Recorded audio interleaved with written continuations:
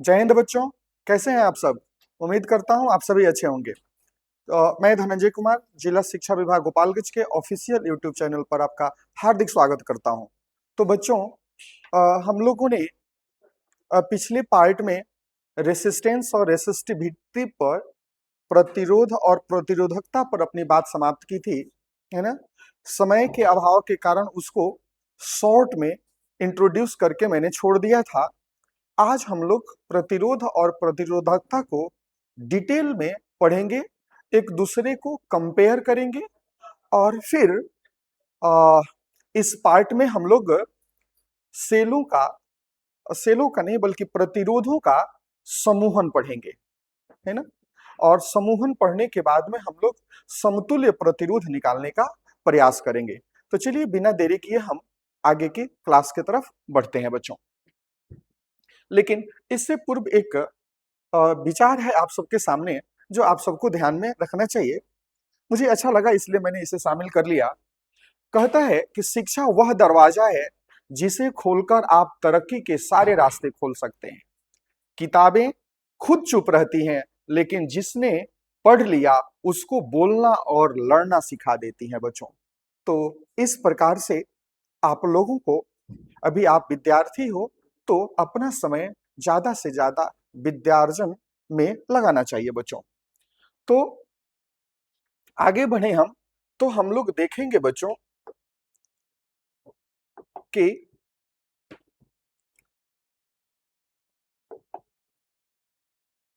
यहां पर हम लोग देखेंगे बच्चों, पिछले क्लास में हम लोगों ने देखा था कि जो रेसिस्टेंस होता है वो डायरेक्टली प्रोपोर्शनल होता है एल के, किसके, एल के।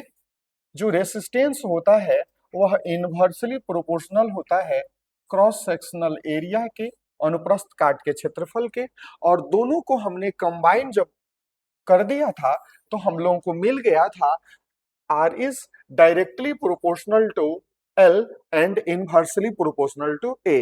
मैंने आपको पिछले पार्ट में यह बताया था कि डायरेक्टली प्रोपोर्शनल के साइन को जब हम इक्वल टू में चेंज करते हैं तो एक कांस्टेंट आ जाता है जिसे हम इस प्रकार लिखते हैं और इसे हम रो पढ़ते हैं। क्या पढ़ते हैं? RHO, रो, जहां पर H साइलेंट होता है और यह रेसिस्टिविटी को बताता है। किसको बताता है? रेसिस्टिविटी को बताता है, प्रतिरोधकता को बताता है। और जहां तक अगर मैं बात करूं तो इसके मात्रक की, तो बच्चों आप लोग जानते हो कि ये R इक्वल टू क्या हो गया? R इक्वल टू हो गया रो इंटू L बाई क्या हो गया? A। तो ये क्या हो जाएगा? R into A, R into A by L equal to क्या हो जाएगा? आपको ये रो हो जाएगा बच्चों।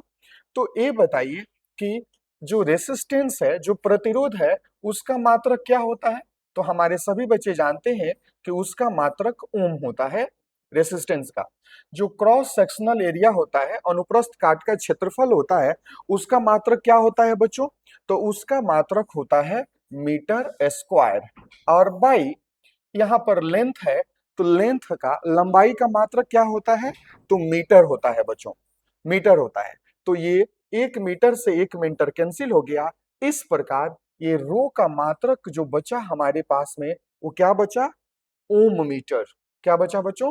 ओम मीटर। क्लियर है? ओम मीटर। तो हमारे बच्चे ध्यान रखेंगे कि रेसिस्टिविटी, जिसे आप लोग प्रतिरोधकता कहते हो, उसका एसआई मात्रक जो होता है वो क्या होता है? ओम मीटर होता है। तो ये बातें आप लोगों ने समझ ली। अब हम आगे बढ़ते हैं बच्चों और देखेंगे कि ये जो रेसिस्टेंस है, क्या बच्चों? रेसिस्टेंस और फिर रेसिस्टिविटी। तो रेसिस्टेंस को हमने किससे डिनोट किया बच्चों? आर से। और रेसिस्टिविटी को किससे डिनोट किया बच्चों? रो से डिनोट किया। तो अब हम क्या करेंगे, इस पार्ट में हम लोग बच्चों ये देखेंगे, इस पार्ट में हम लोग ये देखेंगे कि इन दोनों में डिफरेंस क्या है बच्चों। इन दोनों में डिफरेंस क्या है यह देखेंगे। किसमें? रेसिस्टेंस एंड रेसिस्टिविटी, जिसको आप लोग क्या बोलते हो? प्रतिरोध बोलते हो। इसको आप क्या बोलते हो? प्रतिरोध। और इसको आप लोग क्या बोलते हो? प्रतिरोधकता। तो प्रतिरोधकता, तो हम इसे आसानी से समझने के लिए बच्चों, सबसे पहले हम लोग प्रतिरोध को, है ना, के कुछ कैरेक्टरिस्टिक्स, कुछ गुण को जान लेंगे, फिर प्रतिरोधकता के कुछ गुण को जान लेंगे, फिर दोनों को एक साथ रख करके हम लोग कंपेयर करेंगे बच्चों। ठीक है, चलिए फिर आगे बढ़ते हैं हम लोग। और हम, जैसा कि आप देख पा रहे हैं कि प्रतिरोध जिसे रेसिस्टेंस कहते हैं और प्रतिरोधकता जिसे रेसिस्टिविटी कहते हैं, उसके बीच अंतर देखेंगे। लेकिन ये अंतर हम किस बेसिस पर बात करेंगे, बेसिस क्या होगा अंतर के, तो परिभाषा के आधार पर हम देखेंगे, फिर हम एसआई मात्रा के आधार पर देखेंगे, फिर हम देखेंगे कि लंबाई और मोटाई पर उसकी निर्भरता क्या होती है, और फिर हम देखेंगे कि इनका फॉर्मूला क्या हो सकता है। ठीक है बच्चों, तो सबसे पहले हम बात करते हैं प्रतिरोध की। किसकी बात करते हैं? प्रतिरोध की, जिसको हम रेसिस्टेंस कहते हैं। तो कहता है प्रतिरोध किसे कहते हैं बच्चों, तो इसका जवाब है कि जब चालक तार से विद्युत धारा प्रवाहित होती है, तो जिस गुण के कारण वह विद्युत धारा के प्रवाह में अवरोध उत्पन्न करती है, उसी गुण को हम क्या बोलते हैं? तो प्रतिरोध बोलते हैं, रेसिस्टेंस बोलते हैं। ठीक है, विद्युत धारा का जो प्रवाह होता है चालक तार से, और चालक तार के द्वारा इस प्रवाह में जो बाधा उत्पन्न की जाती है, उसे हम क्या कहते हैं? प्रतिरोध कहते हैं। जहां तक एसआई मात्रक की बात है, तो हमारे सभी बच्चे जानते हैं कि प्रतिरोध का एसआई मात्रक ओम होता है, और उसका सिंबल क्या होता है? ए ओम सिंबल यह होता है बच्चों। अब लंबाई और मोटाई पर निर्भरता की बात करूं, तो आप सभी बच्चे जानते हो कि जो रेसिस्टेंस होता है वो लंबाई पर भी डिपेंड करता है, और फिर मोटाई यानी क्रॉस सेक्शनल एरिया पर भी डिपेंड करता है, निर्भर करता है। प्रश्न आता है कैसे, तो हमारे सारे बच्चों को अच्छे तरीके से पता है कि यह जो रेसिस्टेंस होता है, यह जो प्रतिरोध होता है, वह डायरेक्टली प्रोपोर्शनल टू एल होता है ना। ये स्मॉल भी लिख सकते हो और कैपिटल भी लिख सकते हो, क्योंकि मैंने कैपिटल यूज किया इसलिए कैपिटल ही लिख लेता हूं। तो डायरेक्टली प्रोपोर्शनल, इसका मतलब क्या हुआ कि लेंथ बढ़ाओगे तो रेसिस्टेंस बढ़ेगा, लेंथ 5 गुना करोगे तो रेसिस्टेंस भी 5 गुना होगा, लेंथ हाफ करोगे तो रेसिस्टेंस भी क्या हो जाएगा? हाफ हो जाएगा बच्चों। दूसरी बात आती है कि मोटाई पर, तो ये भी आप लोगों ने पढ़ा है बच्चों कि जो रेसिस्टेंस होता है वह इनवर्सली प्रोपोर्शनल होता है किसके? क्रॉस सेक्शनल एरिया के। इसका मतलब क्या हो गया कि एरिया को जो तुम बढ़ाओगे तो रेसिस्टेंस क्या हो जाएगा? घट जाएगा, रेसिस्टेंस घट जाएगा बच्चों। यानी जो प्रतिरोध होता है वह लंबाई पर भी निर्भर करता है और मोटाई पर भी निर्भर करता है। ठीक है, जहां तक फॉर्मूला की बात है, सूत्र की बात है, तो हमारे बच्चे जानते हैं कि रेसिस्टेंस, ओम्स के लॉ से रेसिस्टेंस आर इक्वल टू क्या हो जाता है? V बाई आई हो जाता है। इस फॉर्मूला को याद रखने का एक तरीका यह भी हो सकता है बच्चों कि हम एक एक सर्कल बना लें, याद करने के लिए एक सर्कल बना लें, और यहां पर हम ऊपर वैल्यू ले लें V का, और इसको जो लोअर हेमिस्फेयर है उसको हम यहाँ पर आर कर लें, और इधर हम आई कर लें, तो हम आसानी से ओम्स लॉ को याद रख पाएंगे। यानी भी बाई, नीचे है ना, तो भी बाई आर करेंगे तो क्या आ जाएगा? आई हो जाएगा। भी बाई आर आई हो जाएगा, और भी बाई आई करेंगे तो आर हो जाएगा, और ये भी इक्वल टू करेंगे तो ये आर आई हो जाएगा। भी इक्वल टू क्या हो जाएगा? आई आर चाहे आर आई हो जाएगा। आई होप अगर हम यह चित्र के रूप में याद कर लेते हैं तो हमें, हम सबके लिए याद रखना आसान हो जाएगा। मैं फिर से रिपीट कर देता हूं कि जब भी बाई आर करेंगे तो किसका? भी बाई हम क्या कर रहे हैं? आर करेंगे तो ये आई आ जाएगा। ठीक है बच्चों, और भी बाई आई करेंगे, क्या करेंगे? वी बाई आई करेंगे तो यह आर हो जाएगा, और नीचे वाला दोनों को मल्टीप्लाई कर देंगे, किसको, आर और आई को मल्टीप्लाई कर देंगे तो भी हो जाएगा। तो ऐसे आप ओम्स लॉ को आसानी से याद रख सकते हो और फॉर्मूला बना सकते हो। तो ये हमारे बच्चों ने देख लिया कि रेसिस्टेंस के लिए फॉर्मूला क्या निकल करके आता है बच्चों। तो रेसिस्टेंस के लिए फॉर्मूला निकल कर आता है, रेसिस्टेंस के लिए कौन सा फॉर्मूला निकल करके आया, तो रेसिस्टेंस के लिए फॉर्मूला निकल करके आ गया R equal to V by I. वहीं पर अगर हम बात करेंगे रेसिस्टिविटी के लिए, तो अभी आप लोगों ने रेसिस्टिविटी रो को देखा था R इंटू बोलो ए बाई क्या देखा था, L देखा था।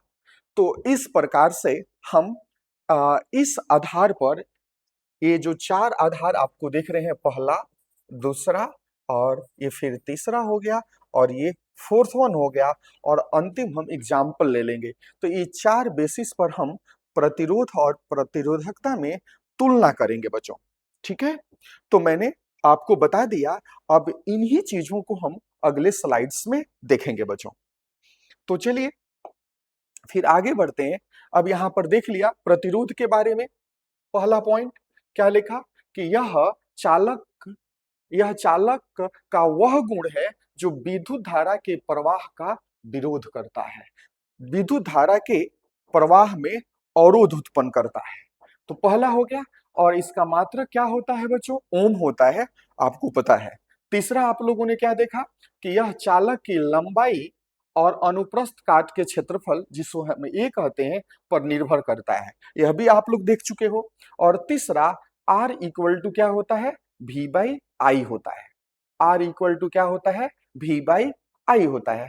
अभी इसकी जरूरत हमें यहां पर नहीं है, इसको अभी हटा दो आप लोग, ठीक है। आर इजिकल टू क्या होता है, वी बाई आई। और उसके बाद से बच्चों एग्जाम्पल की बात अगर करें, तो तार को अगर हम लंबा करेंगे या फिर मोटा करेंगे तो उसका प्रतिरोध क्या होगा, बदल जाएगा, क्योंकि ये दोनों ही चीजों पर निर्भर करता है। ये बात आप लोग अच्छे तरीके से समझ चुके हो बच्चों। फिर हम आगे बढ़े, तो अब वही आमने सामने कर दिया चीजों को, है ना, जिससे आप कंपेयर कर सको। परिभाषा की बात करूं तो परिभाषा ये हो गया, मात्रक की बात करूं तो क्या हो गया बच्चों, ओम हो गया। लंबाई और मोटाई पर निर्भरता की बात करूं तो फिर यह बात सामने आ गई कि यह लेंथ पर और क्रॉस सेक्शनल एरिया दोनों पर निर्भर करता है। यहाँ इसकी अभी जरूरत फिलहाल हम लोगों को नहीं है बच्चों। आर ये क्या होता है, इसका formula R equal to V I होता है। अब चलिए हम आगे बढ़ते हैं। अब है, फिर हम रेसिस्टिविटी की बात करेंगे, किसकी बात करेंगे, प्रतिरोधकता की बात करेंगे। और इस प्रतिरोधकता को भी देखेंगे परिभाषा के आधार पर, मात्रक के आधार पर, लंबाई के आधार पर और फॉर्मूला के आधार पर। ये सारी बातें मैंने पहले ही आपको समझा दिया है। अब केवल आपको स्लाइड्स में उस चीजों को दिखा करके कॉन्सेप्ट्स को वेरीफाई करना चाहता हूं। तो परिभाषा की बात करूं तो कहता है ना बच्चों, दो तरीके से इसे हम परिभाषित कर सकते हैं। कहा जाता है कि चालक तार का वह गुण जिसके कारण वह प्रतिरोध प्रदान करता है, उस गुण को प्रतिरोधकता कहते हैं। जरा ध्यान देना मेरी बात पर, इच्छा हो तो नोट कर लो आप लोग। मैंने प्रतिरोधकता का जो क्वालिटेटिव डेफिनेशन की बात किया, वो ये कहता है कि चालक के उस गुण को प्रतिरोधकता कहते हैं जिसके द्वारा वह विद्युत धारा के प्रवाह में प्रतिरोध प्रदान करता है। तो प्रतिरोध प्रदान करने के गुण को प्रतिरोधकता कहते हैं। हालांकि मैं आप सबके टेक्स्ट बुक्स की बात करूं तो उसमें जो परिभाषाएं दी गई हैं वह क्वांटिटेटिव है। क्या बच्चों, क्वांटिटेटिव है। उसमें क्या कहा जाता है कि उस तार के प्रतिरोध को प्रतिरोधकता कहेंगे, प्रतिरोध को ही प्रतिरोधकता कहेंगे जिसका लेंथ यूनिट हो, क्रॉस सेक्शनल एरिया यूनिट हो। इसका मतलब क्या हुआ कि लंबाई जो हो 1 मीटर हो, क्रॉस सेक्शनल एरिया जो हो वह क्या हो, 1 1 मीटर स्क्वायर हो, क्या हो बच्चों, 1 मीटर स्क्वायर हो, तो ऐसे तार के रेसिस्टेंस को क्या कहा जाएगा, रेसिस्टिविटी कहा जाएगा। ये होती है परिभाषा। तो यह कौन सी परिभाषा है, चूंकि हम इसे मैथमेटिकल फॉर्म में लिख पाएंगे, किसके फॉर्म में, मैथमेटिकल फॉर्म में लिख पाएंगे, इसीलिए यह कौन सा डेफिनेशन हो जाएगा, तो यह क्वांटिटेटिव डेफिनेशन हो जाएगा, क्वांटिटेटिव डेफिनेशन है बच्चों, ठीक है, क्वांटिटेटिव डेफिनेशन है, और यही आपके पाठ्य पुस्तक में वर्णित है बच्चों, इसी का वर्णन मिलता है। जहां तक एसआई मात्रक की बात है, किसकी, प्रतिरोधकता की, तो आप जानते हो कि इसका एसआई मात्रक क्या होता है बच्चों, ओम मीटर होता है। जहां तक लंबाई और मोटाई पर निर्भरता की बात है, तो जरा इसे हम लोग समझते हैं एक बार। अभी हमारे बच्चों ने देखा है कि रेसिस्टिविटी रो इक्वल टू क्या होता है, R into A, R into A by क्या होता है, एल होता है। तो देखो बच्चों, होता क्या है, अगर हम लेंथ बढ़ाएंगे, तो आप जानते हो कि जिस प्रकार हम लेंथ बढ़ाते हैं, उसी अनुपात में यह रेसिस्टेंस, प्रतिरोध बढ़ जाता है। तो जितना हम ये बढ़ाएंगे उतना ये बढ़ जाएगा, ताकि इस वैल्यू पर कोई असर न पड़े। फिर से मैं रिपीट कर रहा हूं कि लेंथ नीचे वाला हम अगर बढ़ाएंगे तो रेसिस्टेंस बढ़ जाएगा, ताकि अगर इसको हम सॉल्व करें तो इसके वैल्यू पर कोई असर न पड़े, क्योंकि तुम लोग जानते हो R is directly proportional to L. 2 गुना बढ़ाएंगे तो 2 हो जाएगा, तो यहां मान लो बच्चों 2 गुना करते हैं तो ये भी 2 गुना हो जाएगा, तो फिर 2 से 2 क्या हो जाएगा, कैंसिल हो जाएगा। आप समझ रहे हो इसका मतलब क्या, हमारे बच्चों ने समझा, इसका मतलब हमारे बच्चों ने क्या समझा, ठीक है। इसके अगर हम बात करें बच्चों, तो उसी प्रकार अगर हम क्रॉस सेक्शनल एरिया बढ़ाते हैं, जिस अनुपात में क्रॉस सेक्शनल एरिया बढ़ाएंगे, उसी अनुपात में रेसिस्टेंस क्या हो जाएगा, घट जाएगा, ताकि कोई वैल्यू पर असर न पड़े, है ना। अर्थात इसमें हम लेंथ में चेंजिंग करें या क्रॉस सेक्शनल एरिया में चेंजिंग करें, इस वैल्यू पर कोई असर नहीं पड़ता है। क्यों नहीं पड़ता है, तो मैंने एक समझा दिया कि लेंथ को 2 गुना करेंगे तो ये जो रेसिस्टेंस है वो 2 गुना हो जाएगा, तो 2 2 कट जाएगा। इसको अगर हम इसको अगर हम 2 टाइम्स बढ़ाएंगे, इसको अगर हम 2 टाइम्स बढ़ाएंगे तो ये 1/2 हो जाएगा, समझ में आ रहा है, ये 1/2 हो जाएगा, तो ये 1/2 हो जाएगा, तो फिर वो कैंसिल हो जाएगा। तो इस प्रकार हम कह सकते हैं कि जो प्रतिरोधकता होती है वह लंबाई और मोटाई दोनों पर ही निर्भर नहीं करती है। और फॉर्मूला की बात है तो फॉर्मूला आप देख ही रहे हो कि प्रतिरोधकता equal to R into A by क्या होता है, एल होता है, ठीक है बच्चों। तो चलिए इस चीज को हम लोग देख लेते हैं एक बार। तो कहा कि प्रतिरोधकता की परिभाषा हम क्या दे सकते हैं, तो यह पदार्थ का वह गुण है जो इकाई लंबाई, यूनिट लेंथ, इकाई लंबाई और इकाई अनुप्रस्थ काट का क्षेत्रफल, मतलब 1 मीटर स्क्वायर एरिया वाले चालक के प्रतिरोध को क्या कहते हैं, प्रतिरोधकता कहते हैं, जिसे मैं आप लोगों को पहले ही समझा चुका हूं बच्चों। हमारे बच्चे यह भी जान चुके हैं कि इसका, है ना, इसका जो एसआई मात्रक होता है वह क्या होता है, ओम मीटर होता है। और थोड़ी देर पहले आप लोगों ने इसे भी देख लिया है कि यह लंबाई, चालक तार की लंबाई और मोटाई पर निर्भर नहीं करता है, ठीक है बच्चों। तो यह केवल और केवल पदार्थ की प्रकृति पर निर्भर करता है।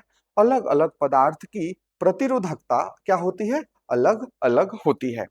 अब बिना देरी किए बच्चों हम लोग आगे बढ़ेंगे और दोनों को अब एक साथ रख करके देखेंगे। किन दोनों को, प्रतिरोध को और प्रतिरोधकता को एक साथ रख करके देखेंगे कि इनमें क्या अंतर है, क्या डिफरेंस है।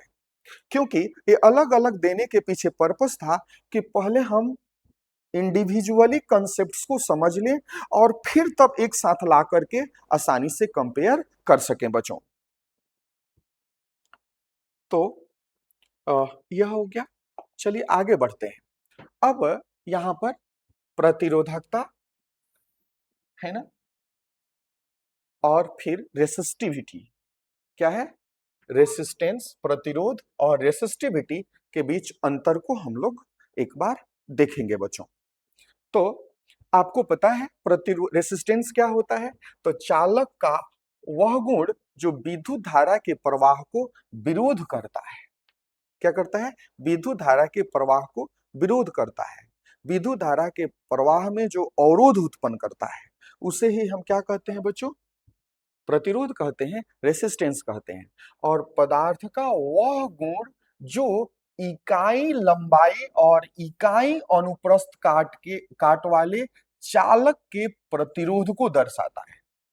पदार्थ का वह गुण है ना, या सीधा सीधा मैं कहूं तो कहता है कि एकांक लंबाई और एकांक अनुप्रस्थ काट के क्षेत्रफल वाले तार के प्रतिरोध को क्या कहा जाता है?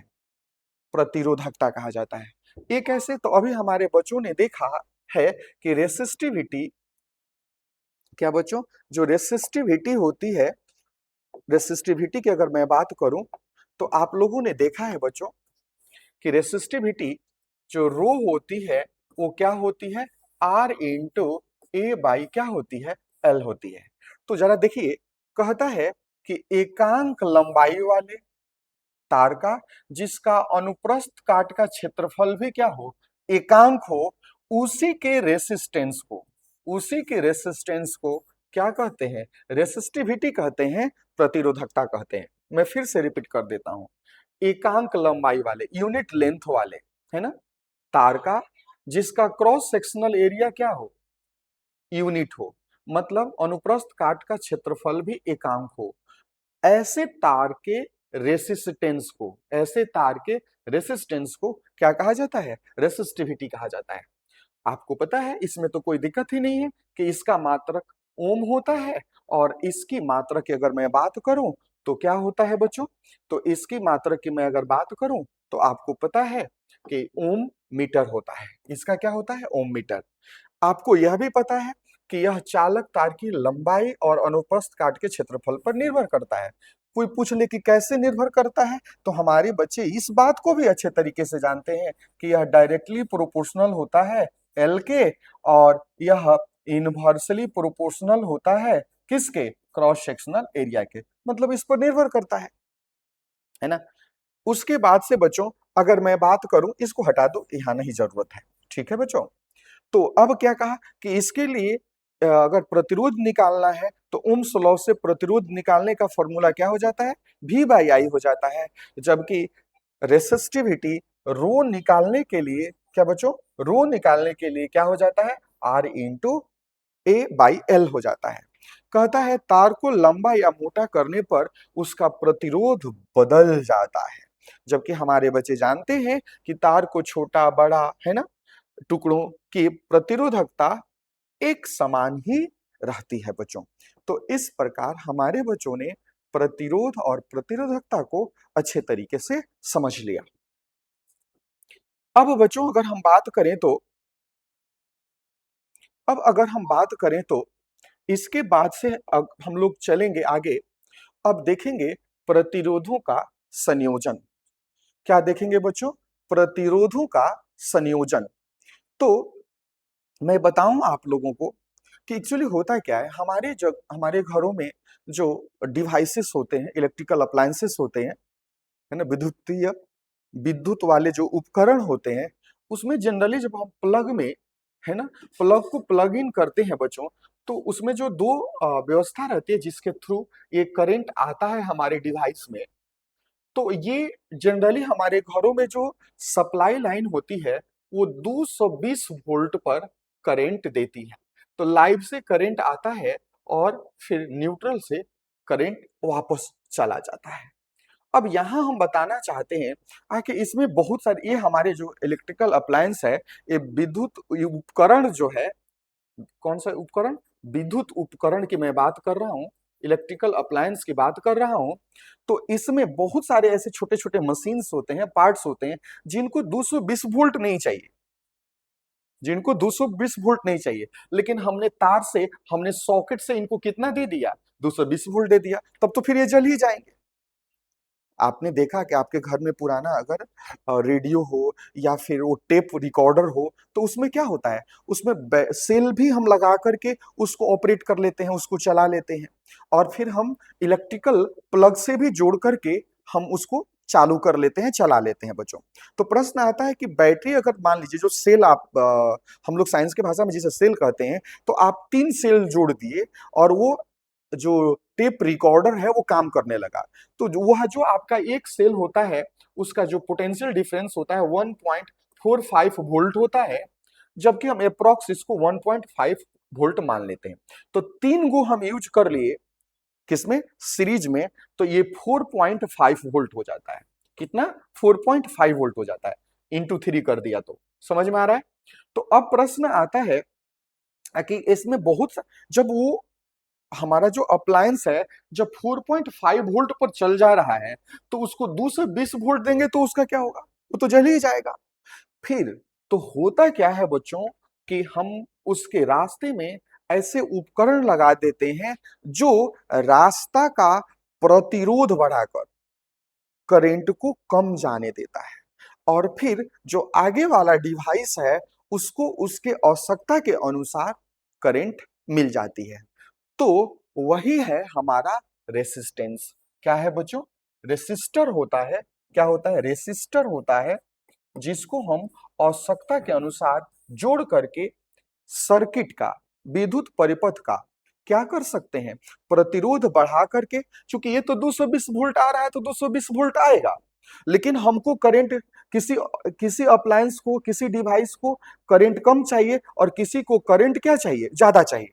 तो उस कंडीशन में हम उसके रास्ते में जब करंट जा रही है, ये आई जा रही है, तो इसके रास्ते में हम ये अप्लायंस जोड़ करके क्या करेंगे, रास्ता का प्रतिरोध बढ़ा देंगे, करंट को जाने में प्रॉब्लम ज्यादा क्रिएट कर देंगे, तो यहां से करंट क्या हो जाएगी, कम हो जाएगी बच्चों, करंट का वैल्यू कम हो जाएगा।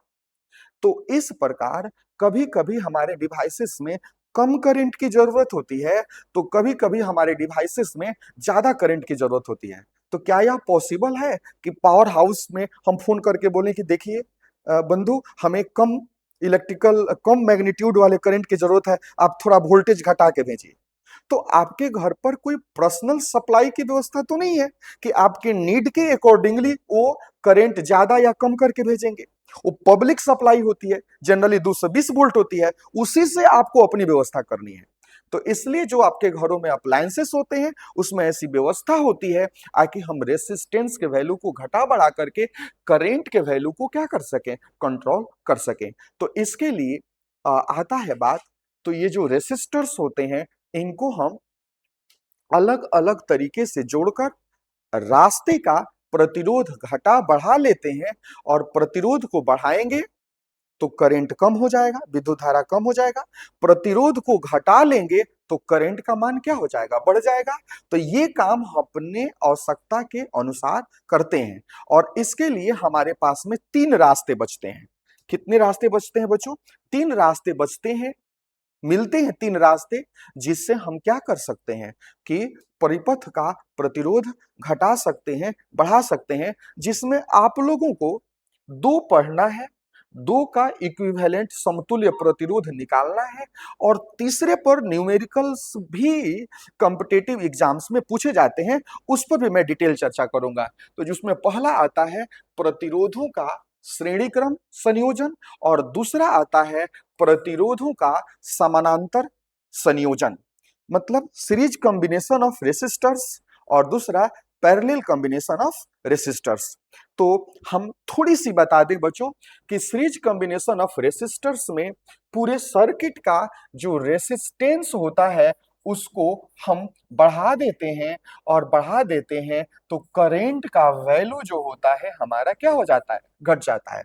जबकि अगर हम समानांतर क्रम की बात करें, समानांतर क्रम में प्रतिरोधों को जोड़ते हैं, तो उस समय क्या होता है कि ओवरऑल जो विद्युत परिपथ का रेसिस्टेंस होता है वह घट जाता है, बहुत घट जाता है, जिसका नतीजा होता है कि करंट का मान क्या हो जाता है, बढ़ जाता है बच्चों। तो अब हमें समय इजाजत नहीं दे रहा है कि अब हम इसको डिटेल पढ़ सके, समझ सके बच्चों। तो आगे आने वाले क्लास में हम लोग देखेंगे बच्चों कि हम जब सीरीज में जोड़ते हैं तो उसे किस प्रकार परिभाषित करेंगे, सीरीज में जब हम जोड़ेंगे रेसिस्टर्स को तो उसे किस प्रकार परिभाषित करेंगे, और सीरीज में जोड़ने पर ओवरऑल जो परिपथ का प्रतिरोध होता है वो कितना होता है, इंडिविजुअल प्रतिरोध से ज्यादा होता है या कम होता है या उनके योग के बराबर होता है, ये बातें देखेंगे और समानांतर क्रम में भी जोड़ करके हम इन चीजों को देखेंगे। तो जब हम अगले वीडियो में आपके सामने आएंगे बच्चों तो हम डिटेल चर्चा करेंगे प्रतिरोधों के संयोजन पर। किस पर? प्रतिरोधों के संयोजन पर। ठीक है, सबसे पहले हम सीरीज कॉम्बिनेशन के बारे में पढ़ेंगे, उसके बाद में हम पैरेलल कॉम्बिनेशन के बारे में पढ़ेंगे। तो आज के लिए बच्चों बस इतना ही, फिर मिलते हैं नए वीडियो के साथ अगले क्लास में। थैंक यू बच्चों।